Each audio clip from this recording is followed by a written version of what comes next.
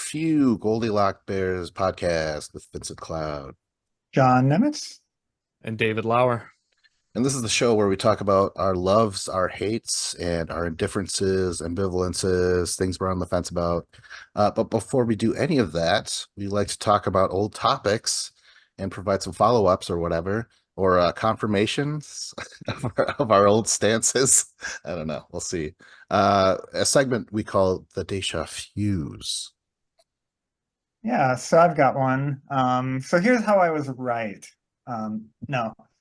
I talked about the Minnesota state flag competition a while back. The new flag has been official now for about a month, and I've started to see it out in the wild, and just it's a smile on my face every time I see it. Are there still hardcore like, oh, this is it's the old flag, and like they're tied on their trucks and shit like that? Oh, I'm sure. So those state Congress people I was talking about, they obviously couldn't get it through to block it, but now they're trying to introduce a bill to like make it illegal to fly the new flag or something. Like it's really bizarre. I mean, they're not going to get that through either, but just not letting it go. Hate this new flag. Dave, you didn't really approve.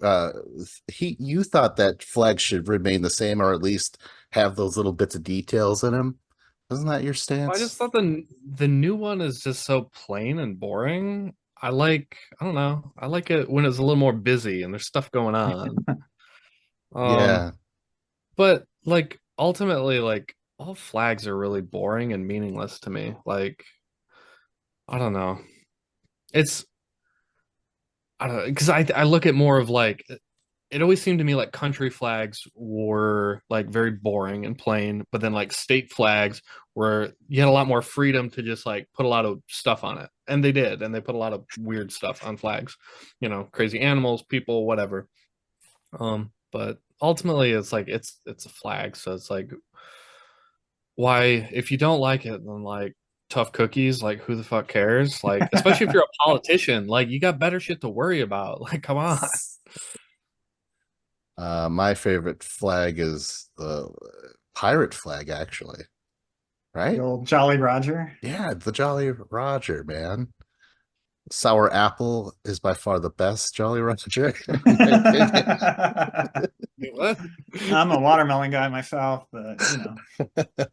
Anything but the grape. Oh yeah, good call on the grape. Make it walk the plank. All right. Well, should we start the show? Someone has to start that hasn't started in a while. I think it's Dave. Are you up? Oh man, why you gotta call me out like that? Yeah. All right. I'm gonna since I'm leading off, I gotta go with my best topic. I love musical supergroups. Um, if you like Google or Wikipedia musical supergroups, it's an incredibly long list of supergroups. However, like with anything like musical, it's kind of subjective. It's very subjective. Like what qualifies a supergroup, and like we can kind of discuss a little bit like what we think qualifies a supergroup. I'm gonna start off by saying the names of my favorite supergroups because me, I have like fairly high standards to call something a supergroup. I feel like they have like way too many, and just because you were in a different band and then you joined a new band, and that new band was successful, it doesn't make it a supergroup. Like your previous band had to be Ah, successful too, you know? okay. Um, Sure, yeah. but like okay, but like I like the original, I think the original supergroup it's not just musical, but they were also on TV and comedy in like Vegas, but it was the Rat Pack with Frank Sinatra, Dean Martin, Joey Bishop, and Sammy Davis Jr. To me, this is like my original supergroup, and I don't know how many songs they actually had together, but it's just like it's like an awesome like foursome of like, and there's different iterations of the Rat Pack, but just an awesome group of like super talented people working together.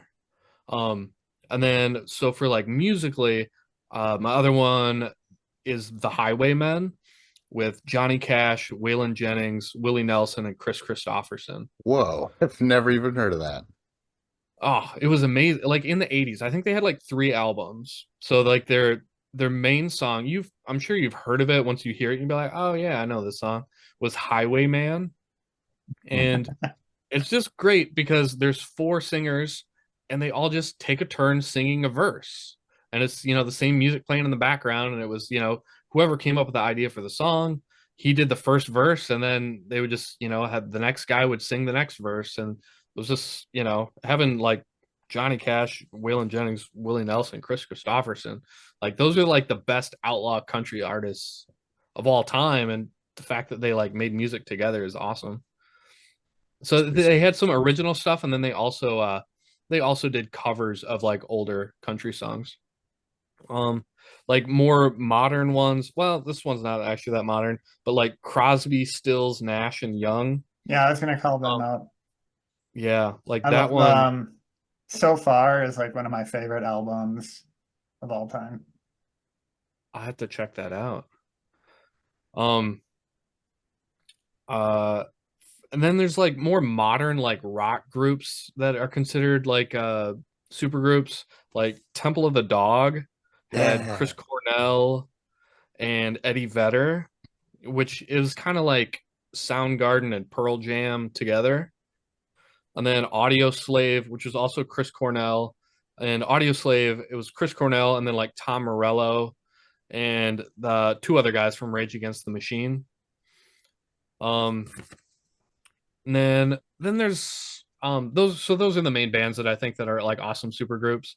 And there's other ones that you can debate. Like the Beatles had like 4 awesome members. The Beatles are kind of a super group with George Harrison, John Lennon, and Paul McCartney and Ringo Starr. Um, They're a reverse supergroup. They all went off yeah, together. and that's like when you get down to like the technicalities of like what's a Yeah. super group. Well, they weren't in something beforehand, but you know, it's Ringo just was, but yeah, but it wasn't successful. To your point, yeah. yeah. But like, yeah, it's like so. It's like, where do you draw the line? I don't know. Like to me, it's just like 4 awesome people in the same band. And then also like the NWA is kind of the same thing where you have like Dr. Dre and Ice Cube and but like they had tons of success afterwards, but it was like their first thing together. But like there were so many awesome members in the NWA that it's to me it's a super group. Like it's not gonna fit everyone's definition. Right. I would say they're more like the Beatles, if anything, where it's like, oh, like I can't believe all that talent was in one group, and then afterwards they all did their own thing. Yeah. So I would consider them more Beatle-ish than, afterwards coming into the thing. Did you mention the Traveling Wilburys? Yeah. That's awesome. I just found out, thanks to you, Dave, about ELO, that Jeff Lynne is part of that. Go ahead, John. Who's all in that? Oh geez. George Harrison, Bob Dylan, Tom Petty, Roy Orbison, others. I didn't Oh even my know this gosh. existed. I gotta Yeah. check. Oh man, this is like I don't know. I feel like this is almost synonymous with supergroup, to be honest. Like I, the like you always hear about like that's the only thing you hear like, oh yeah, they're this supergroup. I What is their name? the Traveling Wilburys. Yeah, that's right. Wilburys. I don't know. Wilbury. Wilbury. But I've only heard the one song of theirs, and that's the Handle with Care, I think, like that. And I just have to say that George Harrison, he's never had the strongest voice, technically. And then Roy Orbison comes in and does his line, and Roy blows them out of the fucking water. Roy has such a powerful voice. And then to follow that up, Tom Petty and Bob Dylan's nasally vocals following that. It's like someone here is clearly not like the others. Man, but I still want to check out that whole album. Apparently it got nominated for like best album of the year and shit. So I want to check it out. Uh what else, John? Um, does like Oysterhead count? It's Les Claypool from Primus, Trey Anastasio from Fish, and then Stuart Copeland, the drummer from the Police. Um, Sure. Like Yeah, those I are think all they only huge had like bands. one album, but like it's super like quirky and weird and awesome. And I mean like Les Claypool, like the bassist from Primus, he just has like a million different side projects with all sorts of like amazing musicians. Like he worked for like Buckethead and who's, like I don't know any of like Buckethead's own stuff, but I know he's just an amazing guitarist who does a bunch of stuff with like metal bands, like kind of for hire on tour kind of stuff, it seems like. But When I have a question, when Scott's on and it's the three of us, would that be considered a podcast supergroup? Because Scott has his own podcast, and then Dave and I have been doing Battle of the Challenges for years, and then you show up as part of a few or a recollection, if anything. Although Dave, you're part of that too. I don't know. I say we count it. Yeah, super group. Yeah. Now, any other super groups, John? Because I got some you may have missed. Oh yeah, go ahead. All right. Uh, ooh, Atoms for Peace. I don't know all the people that are in it, but Flea from Red Hot Chili Peppers and Tom York from Radiohead. Um, and then the producer, I can't remember his name anymore, but he has his own projects. But that's really cool. That's pretty unique. Um, and then the Plastic Ono Band, basically all the Beatles except for Paul, and then put in Yoko Ono, Eric Clapton, Keith Richards, I think, two other people that I'm drawing a blanks on, but they're all like, oh, I've heard of them.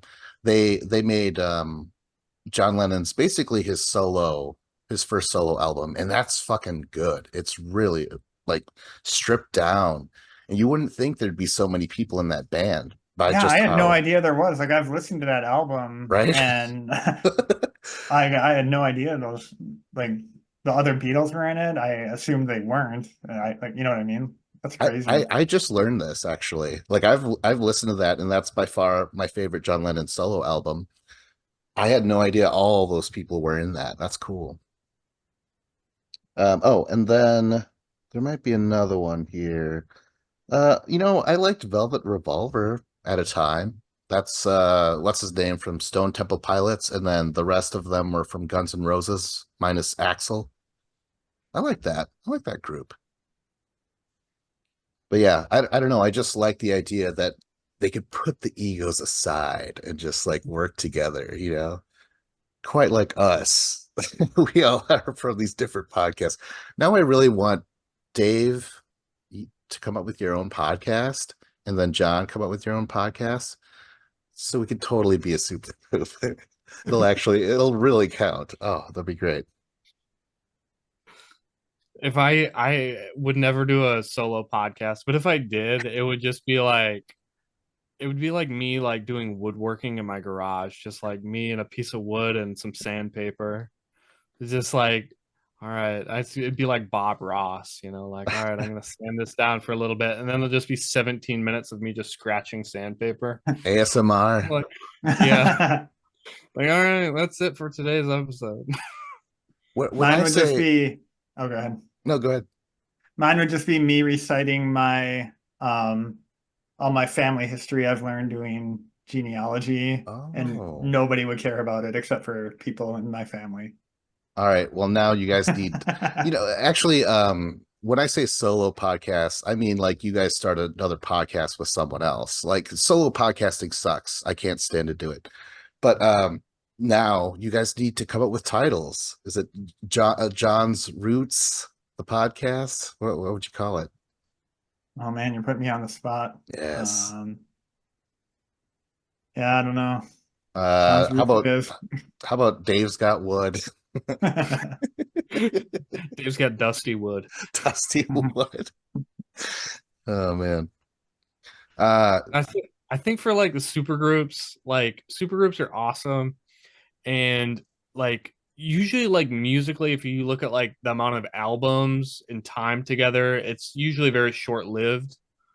Um, I think like the best way to experience a supergroup would be like if they were touring and you got to see them live.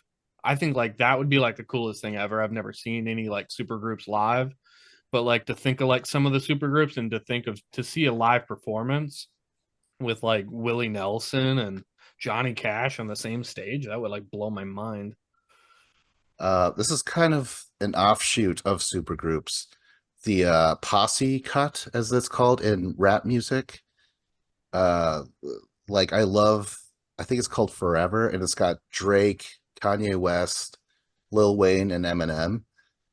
Like I would say that's a supergroup, but just for the one Yeah. song, apparently. Yeah. Actually, that Yeah. just And reminded me of like Santana, like how he'll always just collaborate with some big artist of the day, and he'll do the instrumentation and bring them on. That's right. Smart. Smart man. yeah. And like that, like those rap artists and like hip hop artists, they all like they did the same thing in that song that the Highwaymen did, where Oh, it's just they cool. all just take turns, like they wrote their own verse to like the same beat and the same music, and they all just like all had like a minute or minute and 20 seconds, and they all just did their thing, and they just put it all back to back. Like it's I don't know, it's so cool. That was great. Oh, real quick, you mentioned the Rat Pack. Who? So it's Sammy Davis Davis Jr., right? Mhm. Yeah, Old Blue Eyes, and then not Lewis and whatever. Who's that other Dean guy? Martin. Dean Martin. Yeah. So who's the fourth? I never remember the fourth. Well, there's like five of them technically. I wrote down Oh Joey Bishop. shit. Joey Bishop, like I didn't know his name when I read it, but when I saw his picture, I was like, oh, he looks familiar. And he also, he helped like during the 60s and 70s, he would be like the guy who would step in for Johnny Carson on the Johnny Carson show. Um, he had like his own show where it was like some kind of comedy show, and like Regis Philbin was like the young Oh shit. like partner, and that's what like kicked off Regis Philbin's career. And but like Joey Bishop, he had like tons of different movies and his own TV shows, and he was always wildly successful. And he was like quoted as saying like I'm famous for being famous. Segway challenge. All right, we've already alluded to R being a super group. We can't Oh use yeah, that yeah. one. Yeah. Blow your load, Vince. Well, we're gonna have to make like a super group and split up. Someone's gonna have to die prematurely here. All right, I'll go. What do you guys want to hear? My love for Oregon Trail, my hate for anyone can own a pet slash animal, and I'm indifferent to math. No. Why do you always I say make Oregon us Trail. choose? I didn't realize it's really getting to me that he asked us to pick. Uh, Wait, did I hear Oregon Trail? Yes. Yeah. All right, let's do that. So I love Oregon Trail. Um, and really, after I started to play it, I'm like, is this kind of a deja vu of a choose your own adventure? Doesn't it seem it? Like, yeah, a little bit, It right? kind of is. Yeah. Um, in a way, but there's more like RNG, as the kids say these days. Like more, um, like it's not like you make a choice and if you play the game the same way every time, the same thing will happen. There's like randomness in the Oregon Trail that like, oh, sometimes you'll come across this, sometimes someone will get sick, someone won't. So I don't think it's exactly choose your own adventure. Wait, what's RNG just to make me feel old? Random number generation is what it stands for, but it's basically anytime there's like let's say you're a speed runner and um you get to a certain part of the game and it like you could play perfectly but still get hecked over. Like that's they always call that like RNG, and they pray to RN Jesus for a good run. Oh, does that bleed into luck later on? It Hmm. might, yeah. Okay, so anyways, you know, you get to travel from somewhere to Oregon. I don't remember.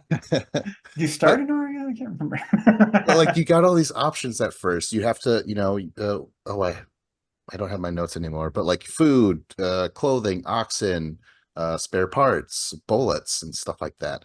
And you only Didn't have you so much. also didn't you also like choose your profession? Like, are you a banker or a Yes, farmer yes, or a Oh yeah, because carpenter? that didn't that like affect how much money you have in the beginning? yes, yes. Okay, so That's like easy mode or not? oh, I wonder if I chose easy mode because it wasn't that bad. Someone does die, and it's one of you guys. So, uh, Dang. anyways, so yeah, you get to, in random, you get to stop and see the sights. That beautiful animation. You can see some behind me a little bit. If anything, this seems gussied up. I don't remember it looking that good. Yeah. Yeah, it Um, depends on what system you played it on for sure. yeah. But that was really cool too, just to use like just press the space bar to shoot. I'm like, oh, I remember all this shit.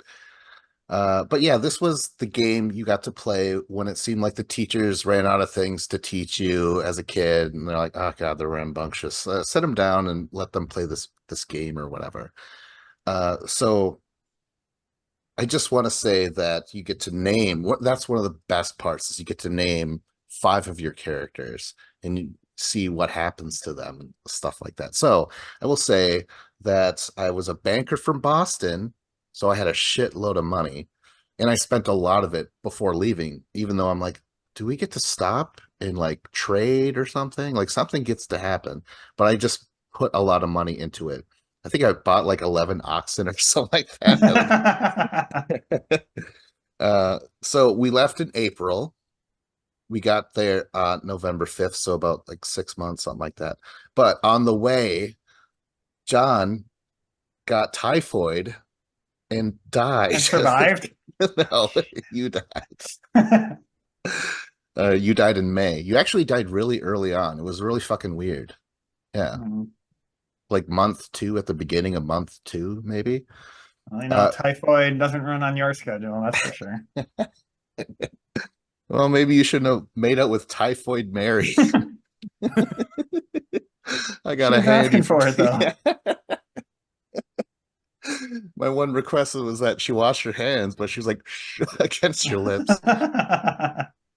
James, he got exhaustion, snake bite, dysentery twice, and he broke his arm. He did not have a fun time throughout this whole thing. I mean, you Uh, get dysentery once. Okay, blame the universe. You get dysentery that second time, that's on you. Yeah, some uncleanliness going on with James. or we were making him, getting hazed. We hazed him. That was we want to be part of our little Drink group. this, drink this. And then Oh my God, he's doing he is so in. All right, so and then Putting but steaks Dave, in his sleeping bag. it. Dave, you broke your arm. You were eventually exhausted, and towards the end, like 2 days before we got to the end, you caught a fever. That was annoying. Yeah. I was like, thanks, Dave. But we made it there just in time. Yeah, exactly. So I I don't didn't know. die, I so all is well. overall it's a very fun game, but what do you guys think of it? And did you guys play it and put us in it? I played the shit out of it when I was in grade school. I remember spending all my money on bullets because the hunting game was the most fun part. And I would just like hold the space bar down and then hold an arrow key down. So you're just like spinning around, letting bullets fly where they may. And he lost their lives. I feel like it always said like you can't hold this much meat or whatever. Right. Yeah. I would overhunt and couldn't even take all the meat back, and left the buffalo on the next to the train tracks like all the white men did back in the day. God damn it. Uh, Yeah, I remember that you would hunt and you could get like squirrels or rabbits or deer, but then there would be like buffalo and bears, and those would be like 500 or 800 pounds of meat, and you could never take that much with you. So, Dave, have you played this recently at all? I played like the revised version, like the new updated version. It might have been like 10 years ago now, but there was like a game on the iPhone where you paid like $4 for it, and it was cool. Like I played it a lot.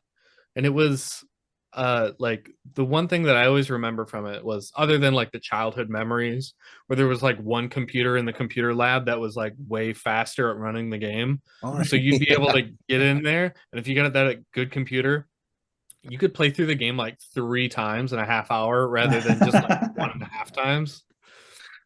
But I remember like when you had to cross the river on the raft, and it was kind of like a game of Frogger, like trying to dodge the rocks and stuff.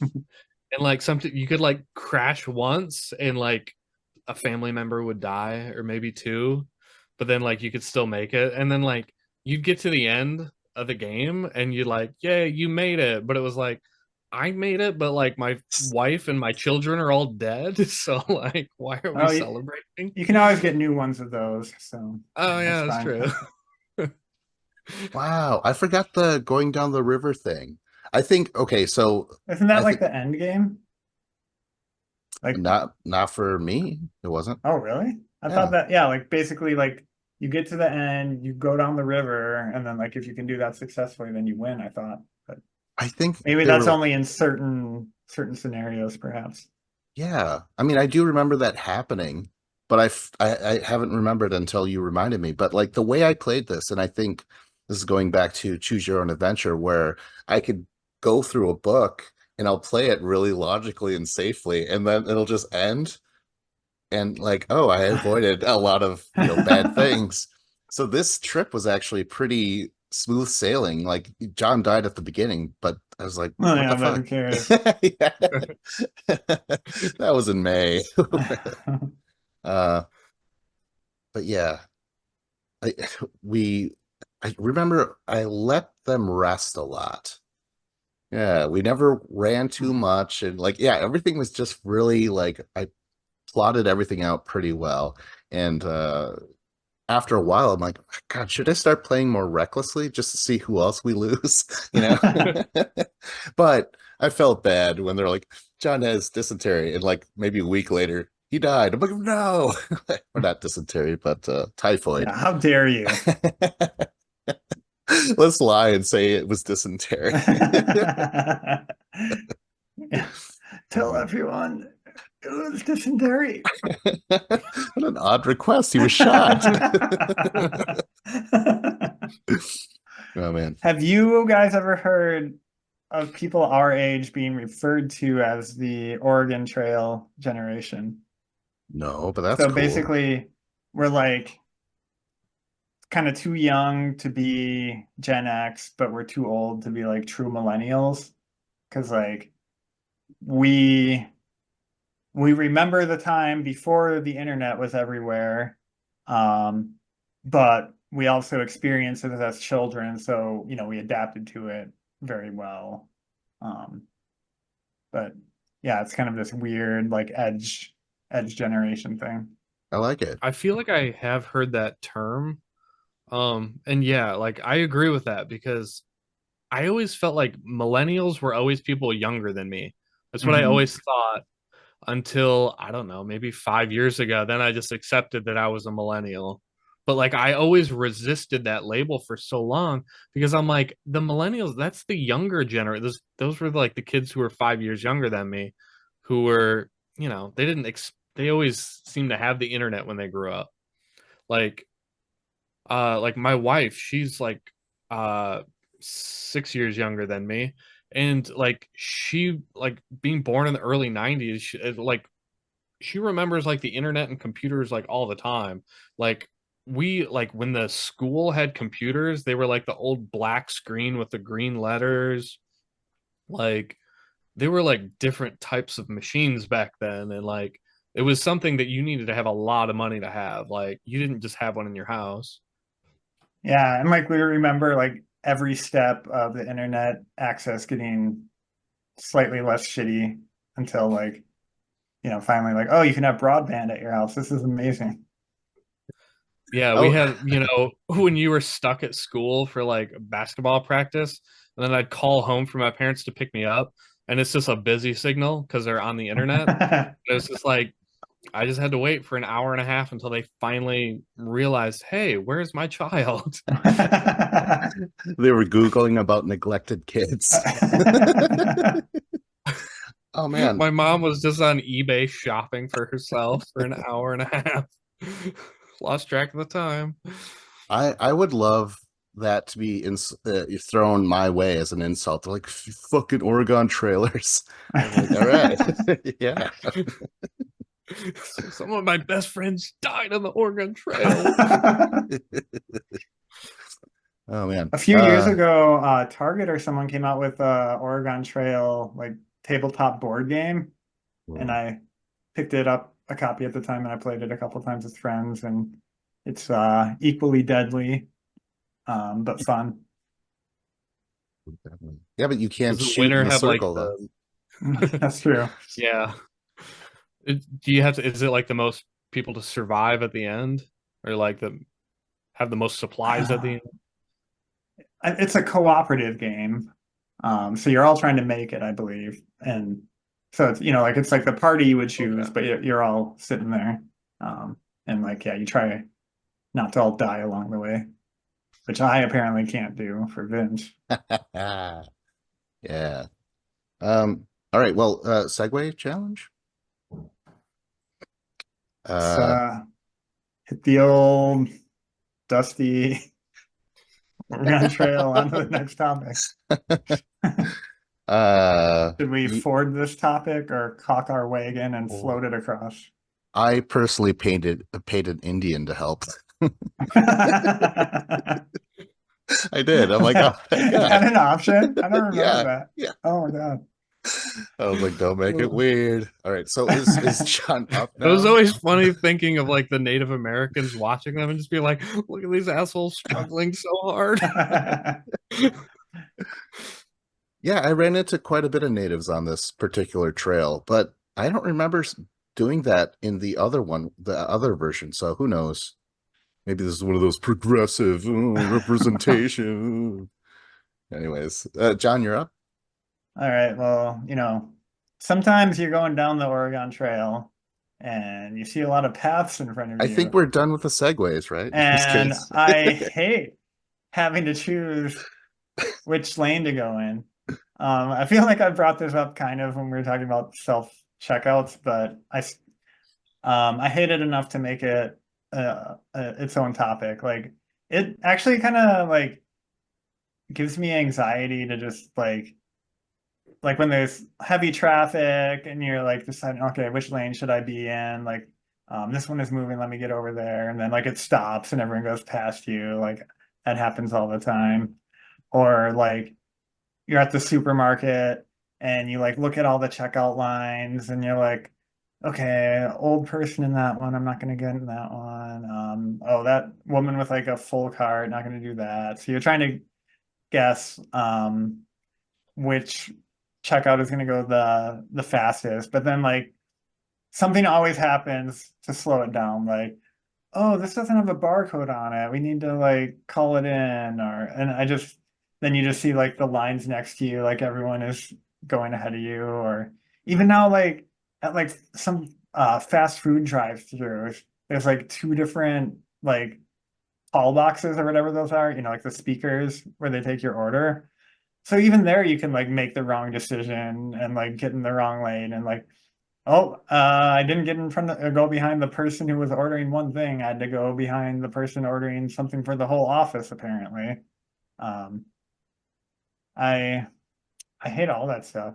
It's like a fear of commitment or something. Like don't want to Ooh. commit to the wrong choice. And like um I just love it. Like places where like TJ Maxx and other ones like that where there's just one line and then they have like all the cash registers and they light up and say, hey, come, number 5's open, number 4 is open. Oh, another thing I've noticed is at like most grocery stores, when like a new line opens, it's just a free for all that like whoever gets there first is gonna be get to cut ahead of line and get out of there right away. But like I'll go to the co-op here and they'll like open and they'll be like, oh, I'll take the next person in line over here. So they actually like kind of zipper merge it out or whatever so that it's a more fair way to, introduce a new lane into existence, which I'm a fan of. Would could they do that with the roads? One lane, but then someone there is like, okay, you can go. That would be terrible. Yeah, that would be horrible. I don't know. I can't think of a way to apply that to traffic. I know like, the actual zipper merge is obviously like the best way to go if you're losing a lane. But yeah, when it's just traffic and there's a bunch of lanes moving at different paces, I don't know a way to make that more fair. Other than Okay. maybe just like tell everyone like stay whatever lane you're in and like you don't have to worry about like people ahead of you messing it up or whatever. I don't know. Are you, in real life, kind of like FOMO or like indecisive, but just or just when it comes to driving? Um, I I strive on doing things efficiently. So like if I'm doing some sort of repetitive task, like I always try to like make a game out of finding like, oh, what's the most efficient way to do this thing? And um I hate being late for things, but I always leave early enough that like the traffic I'm in is not going to make me I always leave early enough that the traffic I'm in isn't going to make me be late for anything. But it's still like it bothers me that like I've made the wrong choice and like people are passing me by. Dave, have you ever Yeah. driven on a road? Yeah, like I totally get what you're saying, John. Like I agree. And like the reason that it's so annoying is it's like trying to plug in a USB charger where whatever one you choose, it's going to be wrong and you're like, "Oh, I should have done it the other way."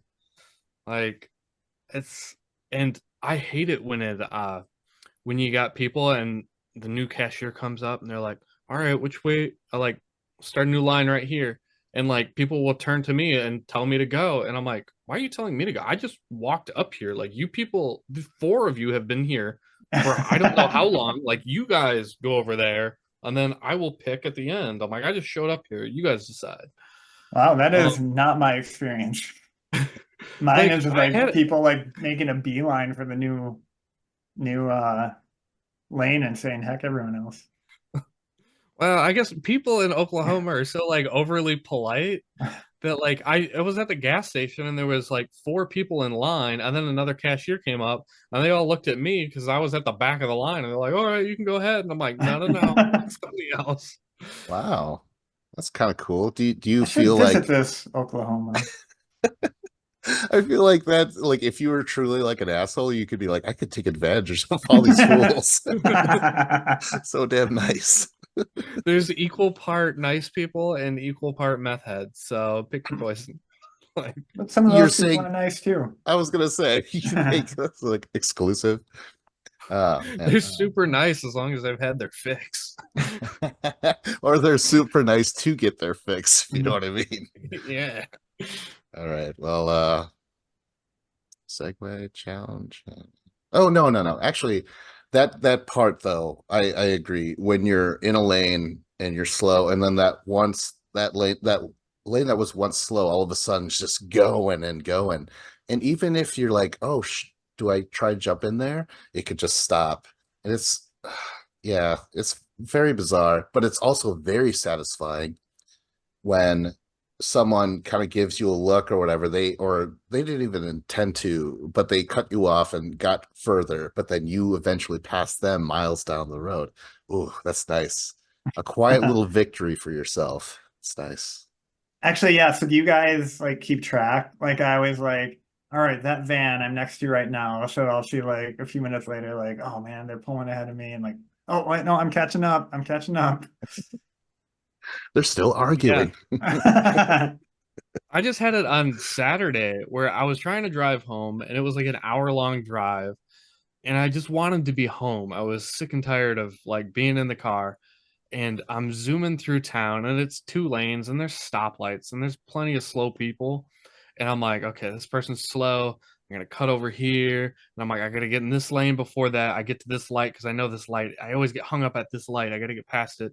And then I pass this truck that's like hauling like a lawnmower or something and driving slow. And I get in front of them, but then there's someone slow in the left lane. So I go back to the right lane. And then all of a sudden, the person in front of me is coming to a stop to make a right turn. And then I can't move back over to the left. And then the guy who's towing the lawnmower is just like moves over to the left and he just passes me. And I'm like, oh, it's like the biggest feeling of defeat. Because I was like, I was trying to zoom past him and then I got stuck making a stupid move. And then, yeah. Uh, yeah. Uh, what happened today? Something happened in the lanes, but there was road construction, and Oh, I someone. hate that. Oh, really? It was one of those times where like someone was in the lane that was closed, and they were just going fast enough where like they'll have to turn, but you're there. You know what I mean? So it's like, do I slow down so he can go get into the lane before it closes, or do I speed up even though he's going pretty fast as well? What do I do? And that's always annoying. We're like, you're kind of forcing me to do something here, when really you should be doing something. Ugh. Yeah, I always try to be kind and just let people in. Like if there's ever like a high congestion area where there's like if you're at like a sporting event or something or there was a concert and there's tons of people trying to get out of a parking lot, I always try to stop and let a few people go. Just cuz like pay it forward because I know people have done that for me. 'Cause, but there's other people who are just like fuck you, like you should have got in sooner, asshole. And like yeah, that's one vibe to go through your life, but I think it's nicer to just kind of let people go and, give them a hand, give them some space. Anything else about this subject? I think I see a new topic opening over there. Dave, why don't you Get back in the car, go? Dave. I have a hate. I This is the easiest thing in the world to hate. It's insurance. I hate all of insurance. Like health insurance, car insurance, house insurance, life insurance. People have gotten killed over life insurance. Like basically every type of insurance just seems like it was like well-meaning back in the day, I'm sure, but like with everything like greed and corruption and corporations take it over and they just turn it rotten. Like health insurance is like a giant scam. We all got to pay all this money. I pay all of this money for health insurance every year, but I still can't afford to go to a doctor. And if you do, it's my deductible is still like 3,000 or $4,000. So I got to pay that before they'll even cover anything, even though I'm paying them. I don't know. I'd have to look at my paycheck again, but like I'd pay like $400 a month for health insurance probably. Like it's just insane. But like I feel like I've never gotten any of the benefits. Like yeah, and then like car insurance, that prices always go up on car insurance, and it always seemed like, well, if I had a good driving record, and now I'm old enough where it's like I do have a good driving record. There's no reason I'm like, this is the best rate I can get. Like this just sucks. Um, yeah, I don't know. I'm not gonna like rail on it forever, but insurance sucks.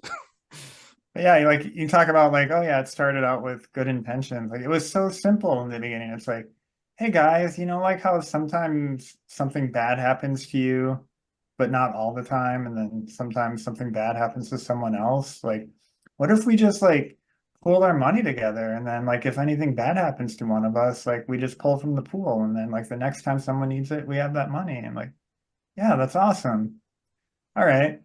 Now what if we like put like this horrible management structure in it where people are making like $1 million bonuses and like, oh, let's spend money on all this advertising and stuff so we can make our, um, get even more people in on it. And what if we do everything in our power to not pay out when someone needs some money? Oh. Like it's just, yeah, like how far away, like, and it just almost feels like, could you somehow like just start a company that's like the original idea of what insurance was and somehow like be legal and successful? I don't know, but what it's turned into these days, like it's just horrible. Have you Uh, guys seen the new episode of South Park? no, Mm-mm. no.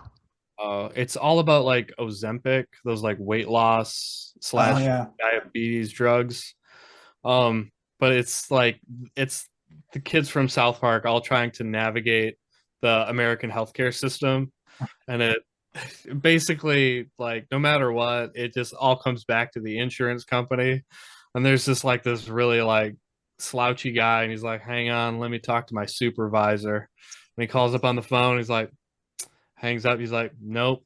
And they're like, "Who did you talk? Were you even talking to someone?" He's like, "Yeah, that's my supervisor."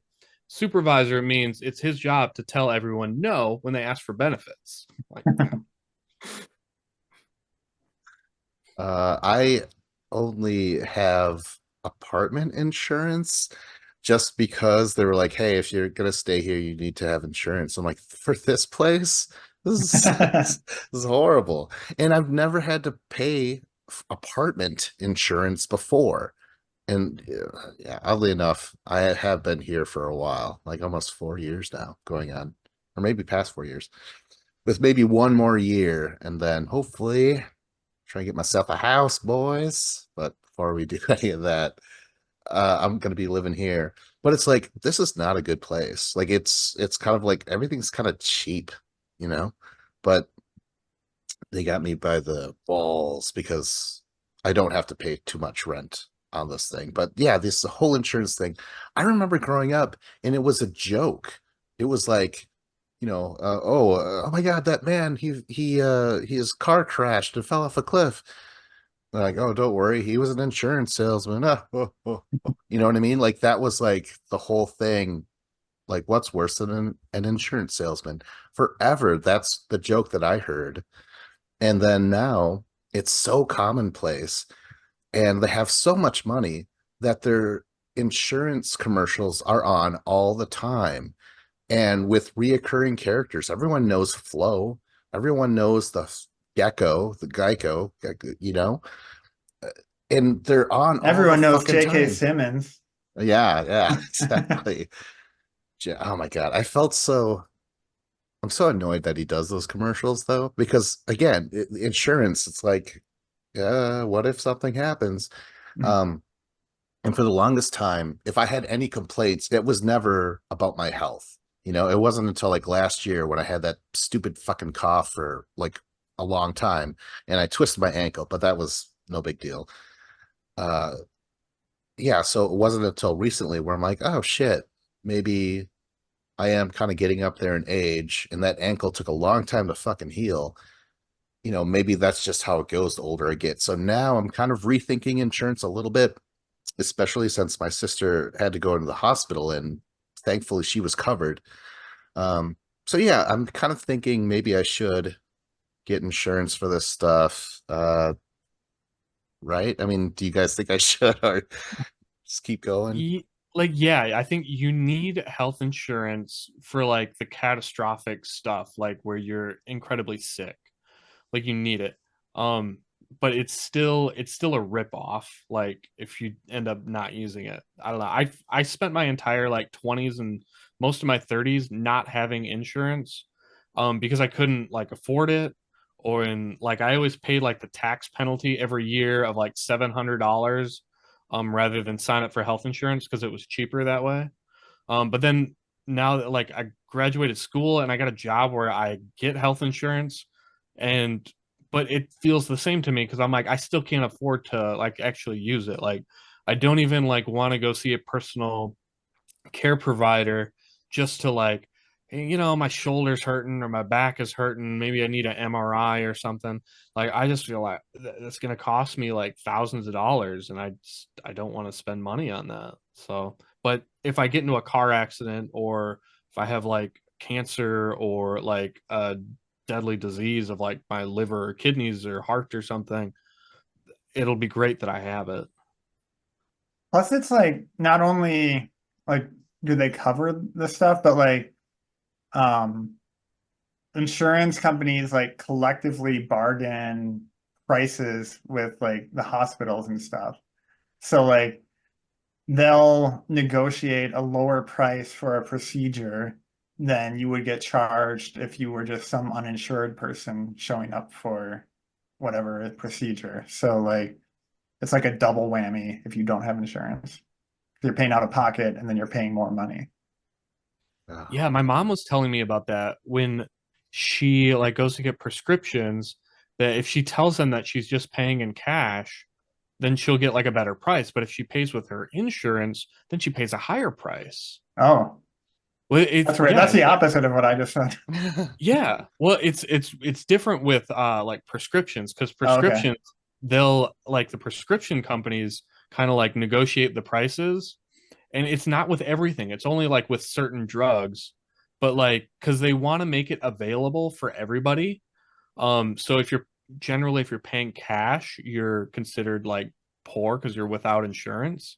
But the second that you tell like Walgreens that you have insurance, they're going to give you the insurance price. And then it would actually, you know, rather than spending $24, it'll be $29. Huh. Crazy. do we still have to have car insurance? Wasn't that a thing? Like Obama was Depends like, on the state, oh, but really? Okay. you, I feel like in Wisconsin and Minnesota, you at least have to have liability insurance. So if you're at fault for an accident, you can pay for the other person's car to get fixed. All right. Hmm. Yeah, I really don't like insurance either, Dave. But I suppose should get some sort of health thing. But I hate the fact that like now we have to do the car and then they're forcing me to do this apartment insurance. It's ridiculous. I hate it. Um, oh, real quick question. Okay, so we've been going on for like an hour and we're barely touched most of our topics. Would you guys be against like cutting this off and like a few more topics or something? Or do you guys have time? Um, I'm fine cutting it early or Yeah, like whatever. it'll be like Oregon Trail. Like some of our topics will get dysentery. I like it. Okay, so we're on Dave, so that we could do John and then mine. We should end in within 20 minutes, something like that. Uh Sure. all right. Do you guys have anything else about insurance? No, I hate it. I really do too. I should have I should have did more research for this. I barely did anything. Another thing I, that I was thinking of was like with natural disasters, like there's like tornadoes that come through, or like big storms, and it'll do like severe damage to people's houses. And because the insurance like company, they have like a whole city where like it got leveled by a tornado, and they're just like, so like the people who like, well, your house is still standing, so they're like, we're not gonna really help you cover that, like even though it like ripped up like their shingles on half of their house and like the siding, and like the insurance companies are like trying to find ways to just like, well, we're only going to cover this much, and like they'll cover some, but they kind of like somehow negotiate it, but they're not going to pay like what they should be paying, which is for everything. It's frustrating. Damn it. I always All right. thought about the same with like the extended warranties if you buy electronics and that stuff, like or like extra insurance with a rental car. I just always think like, okay, let's say I never buy one of those things and I take the money that I would have spent on that and, set it aside for if the thing that you're afraid, what if this happens, would actually happen eventually. So like, oh, what if I do buy that TV and 2 years later it just stops working and I have no coverage for it. Like, well, I've saved enough money over the years and not buying extended warranties that I can handle this one bad deal or whatever. Yeah, that's exactly how I feel about all insurance, where I'm like, yeah, I don't know. I do have to start thinking different because I did have to go to the hospital, or I took myself there. I'm a strong, independent man. I took myself to the hospital, and that's where they were like, "Oh, high blood pressure and shit." I still haven't gotten the bill for that, so I have no idea what that's going to be like. Vince, I suggest you move and lose your address so they can't find you. But I would be so nervous and guilt-ridden that my blood pressure would skyrocket.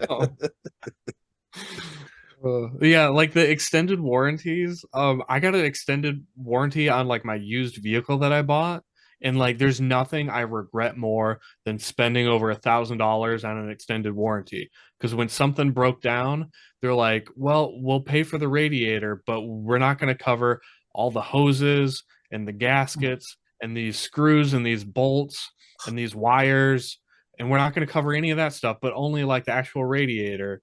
And then we're not going to cover the labor costs. So it was like, oh, thanks guys. My extended warranty that I spent like $1,500 on, it took off like $210 off $1,000 bill that I had to pay. And I'm like, this is bullshit. I'm like, I could have That's just spent that horrible. money to fix my truck. Jeez. Segway challenge. Well, this topic is an existing condition that we're not covered for, so we better move on. All right. I think I'm next. What do you guys want? I'm gonna keep on asking you guys. Oh, I hate it so much. My hate is anyone can own a pet or or animal, and I'm different to math. Do the animal your hate? Animal? Yeah. All Yeah, right. math bores me. All right. Yeah, right? Oh, now I So, just did indifference already. That's what I was gonna say. All right, so my hate is that anyone can own a pet or an animal. Little fucking Susie, whatever the fuck. She's like, "Daddy, I want a horse." It's like, "All right." It gets a horse, and then she doesn't give a shit. Tomorrow she's into boys or something. Daddy, I want to ride a boy. He's like, all "All right, I'll right, get you yeah." one. So anyways, that fucking horse goes neglected. All sorts of stuff that could happen. Maybe that dad is abusive because like, God damn it, I bought my own daughter a boy. Um, Abandonment could happen. You see those box of free kittens on the sidewalk somewhere. There's puppy mills. That's why Bob Barker was always like, "Hey, get your cat spayed or neutered." There could be dog Or both. fighting.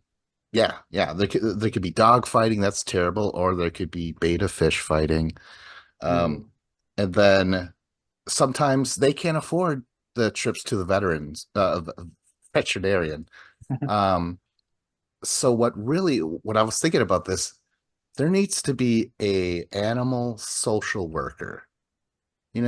Like if you're gonna have an animal, you gotta be visited by a animal social worker where they're like, "Oh, well, we could read the signs. If a dog is in distress, he'll do this thing with his ears. He'll tie them together or something, something that we don't know, but they can detect." So they're like, "Oh, there's abuse here," or there's, he's going through this or that.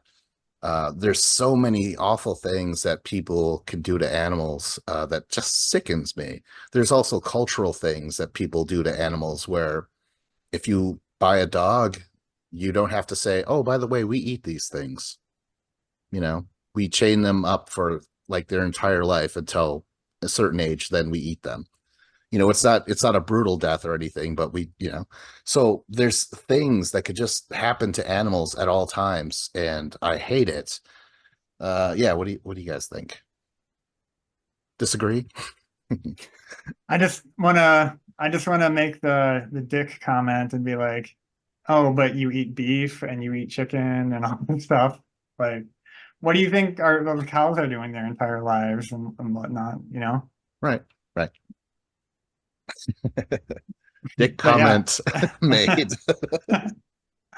I mean, yeah, I totally agree. It's horrible that anyone can show up and buy a puppy and treat it like shit. And um, like there's like it has to be really bad for any sort of authority to step in, I think. Yeah, I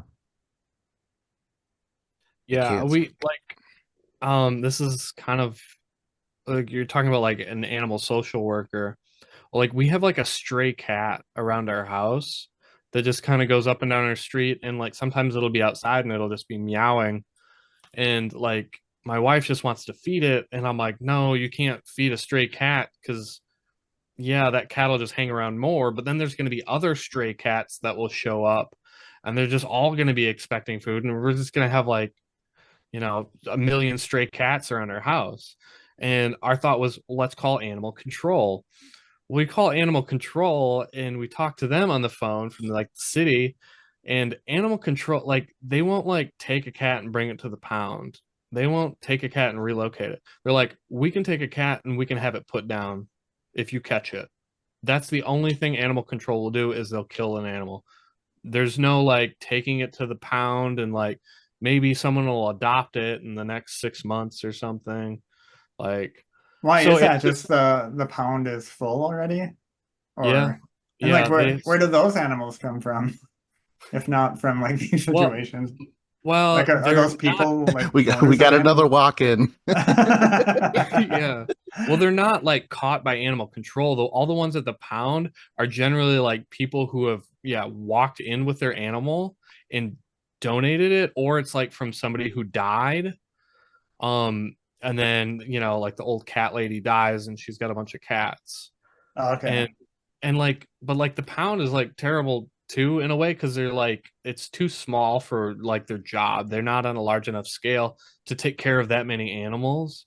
And they have whatever the expiration date is on the animals, where they'll just put them down after like a month or two, depending on like how packed they are.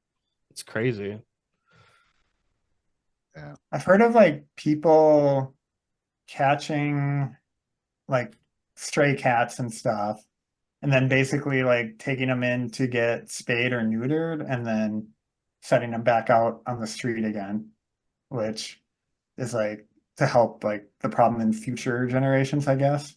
But I thought it was kind of interesting. Yeah, that's like a good like noble thing to do, to kind of like, Bob Barker. Yeah. Yeah. So like, yeah, I've always felt the same way, because like I have like neighbors who have dogs, and like you'll hear the dog outside just barking and barking and barking. And like if I go up to the fence and I start whispering to the dog, like the dog is like really happy and he starts wagging his tail, and you realize like this their dog is just like lonely and it wants some love and affection. But these dog owners, they just lock their dog outside and just leave it outside, and they leave from their house, for 10 hours or 12 hours a day, and just ignore their pet. And it's like, this dog, like you talk about this dog like it's a family member, you should treat it like a family member, and like let it in the house, like give it some affection.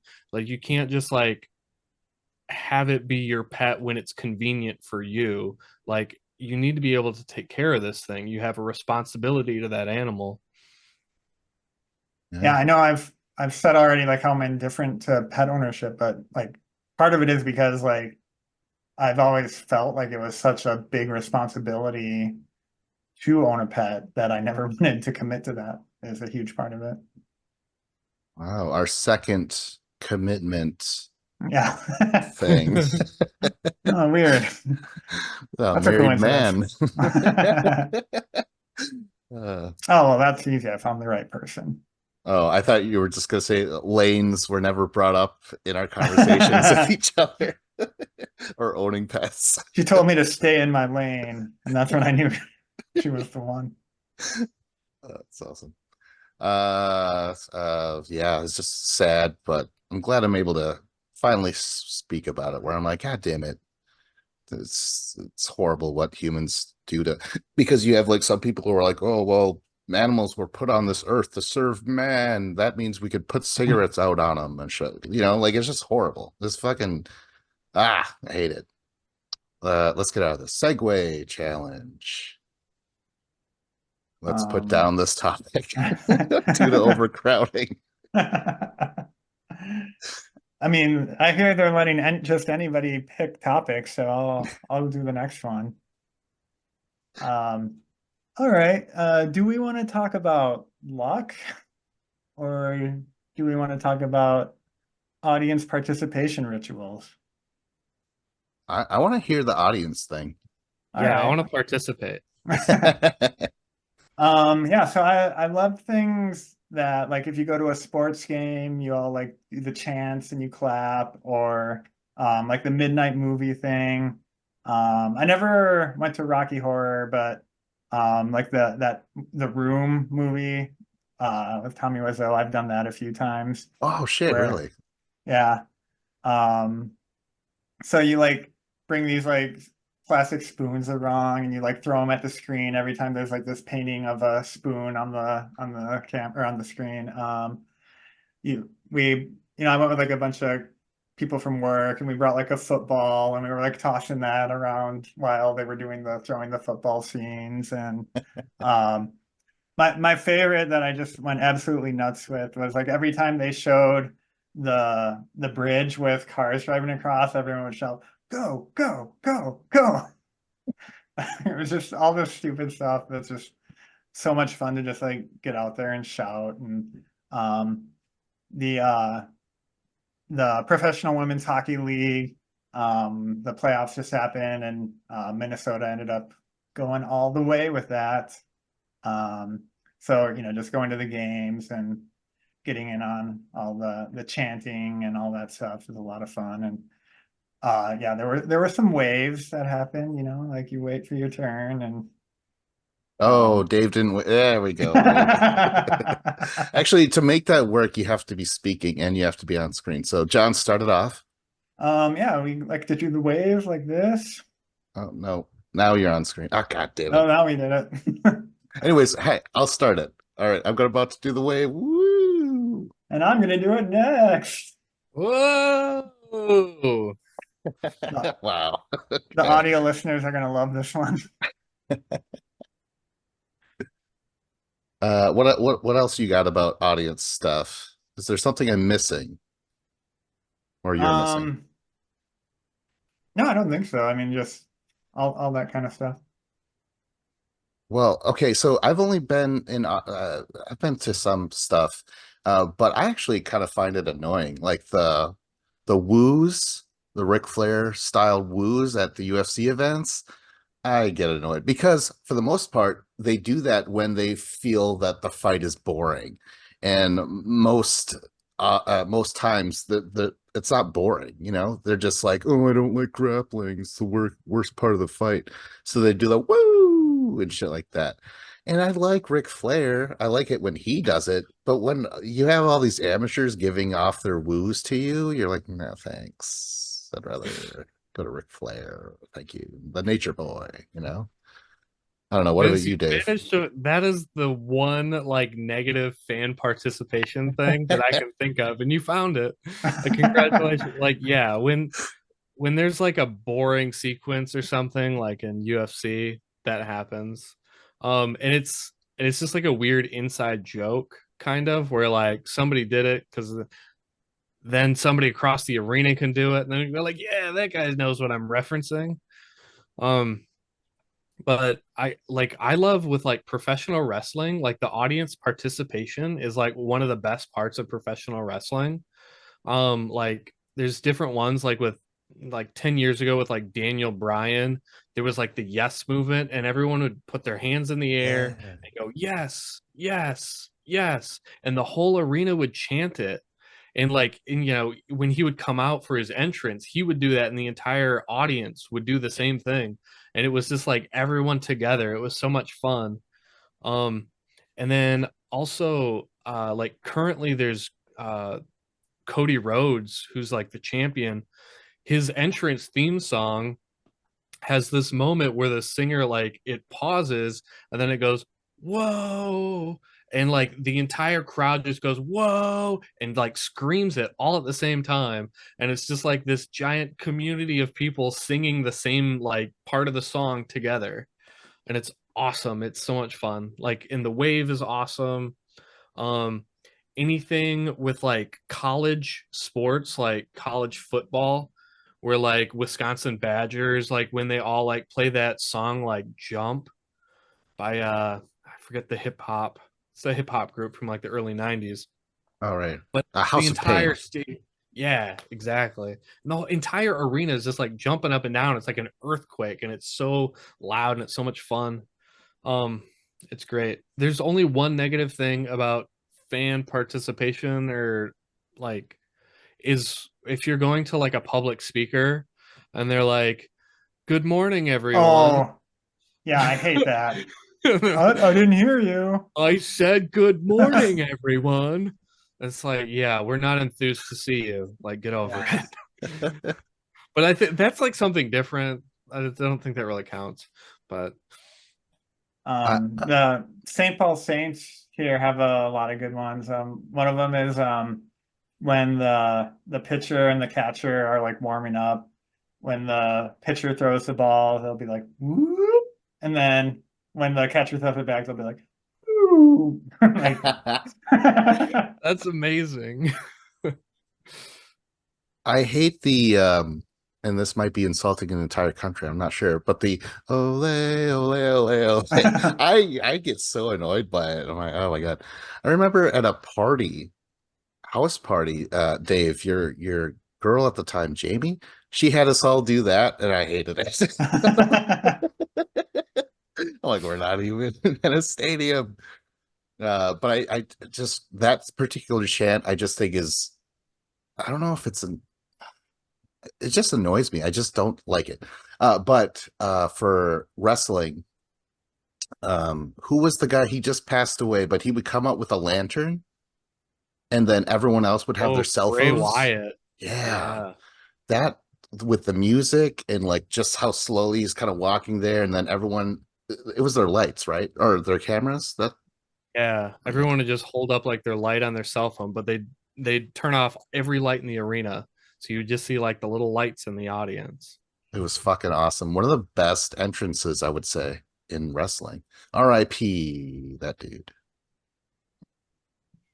I will admit though, when the Kansas City Chiefs were doing well and all you saw was like the tomahawk chants, like that kind of made me cringe. I've never seen that. Yeah, it's great. I Yeah, well, gotta there The was. Atlanta say, Braves do that too.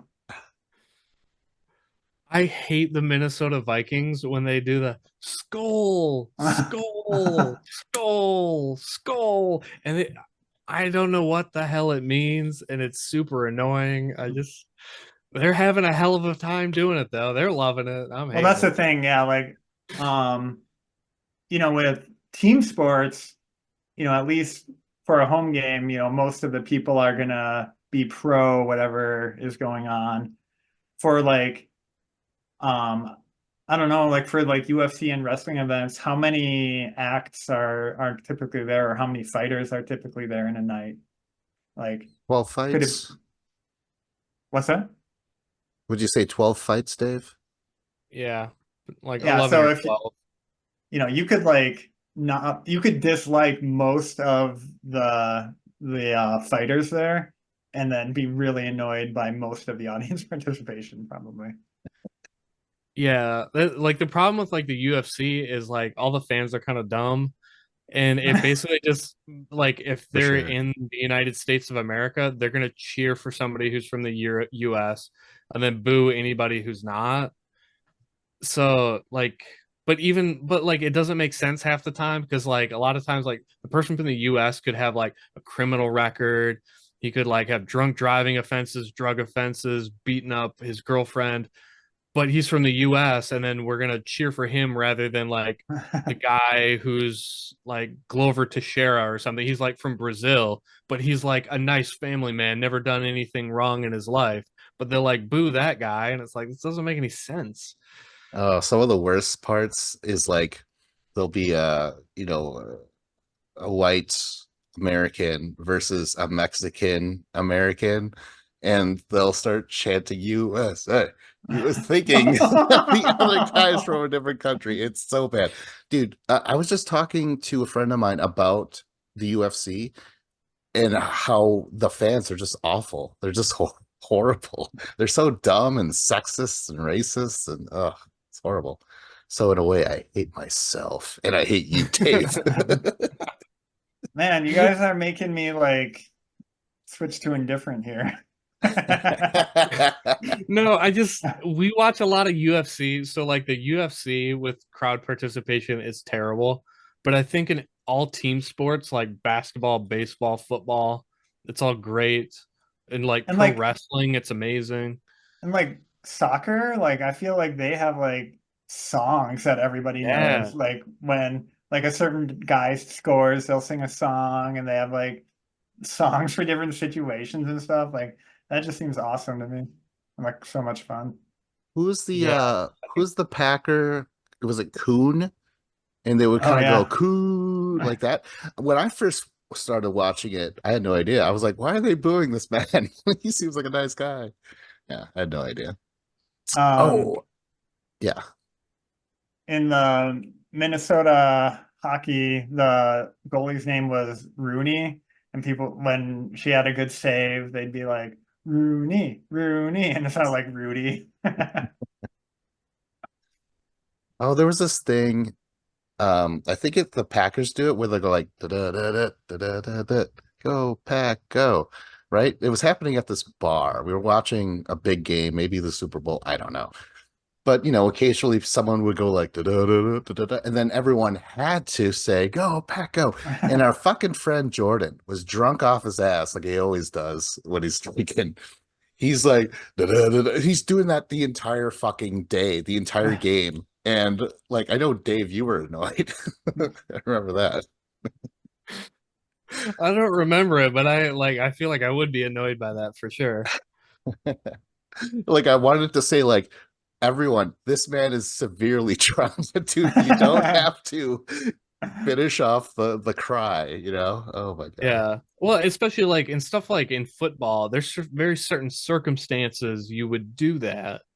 If you're down by like a touchdown or less and you've made it into enemy territory and you're going towards the end zone and it's a big play, then like right before that big play, then yeah, you can do that.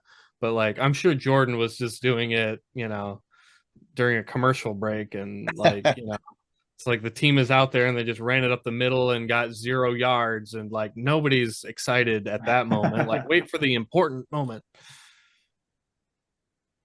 Right. Anything else? Crowd work? No. Well, crowd work isn't audience and participation. Well, that's the end of the show. Some people will be like, "Oh, hold on, isn't there like 9 topics a piece?" I'm a hardcore listener, first Yeah. time You know what I say to commentator. you, listener? Go fuck yourself, listener. Like, subscribe, comment. Go to a few GoldilockBears.com.